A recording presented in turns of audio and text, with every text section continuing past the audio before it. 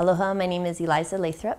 I'm the garden resource teacher at Punahou and an Academy English teacher, also a member of the Kanu Hawaii Board of Directors. Today I'm going to be making a local squash soup. So the base of the squash soup is really simple.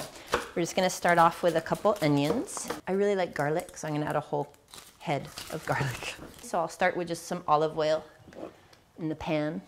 We'll just add a little bit of salt, helps the onions begin to caramelize. So while that's sauteing, it can kind of take care of itself. We'll come over and we'll prep the squash. I would say the butternut squash has the most mild flavor of the squashes. The acorn squash after that is sort of the next in mildness, and then the kabocha has the most pumpkin-y flavor. So depending on your taste and sort of how strong a pumpkin flavor you want the soup to have, you can go with any of those three. Today I'm actually just combining them all. You don't have to get it all perfect and clean, just get the major seeds and string out.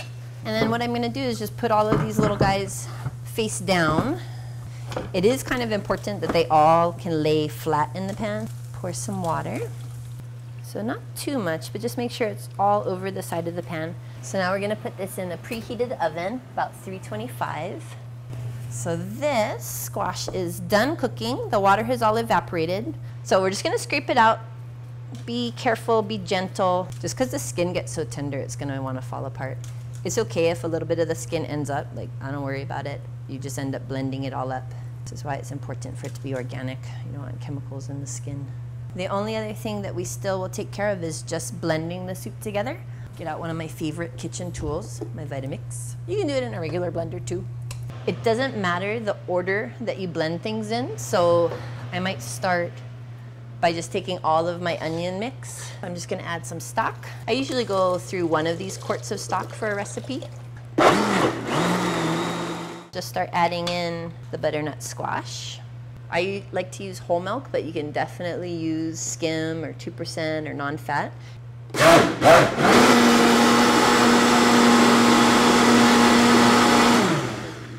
Good. Okay, so we're just gonna pour it in, and then I'm gonna put it on super low because you don't want it to scorch or overheat, especially now that we have milk. Okay, so after about 20 minutes of coming up to serving temperature, it's ready to go into the bowls. So you can finish it with a little parsley. The parsley just keeps it really fresh tasting. And then, let me see. And that's my favorite dish, squash soup.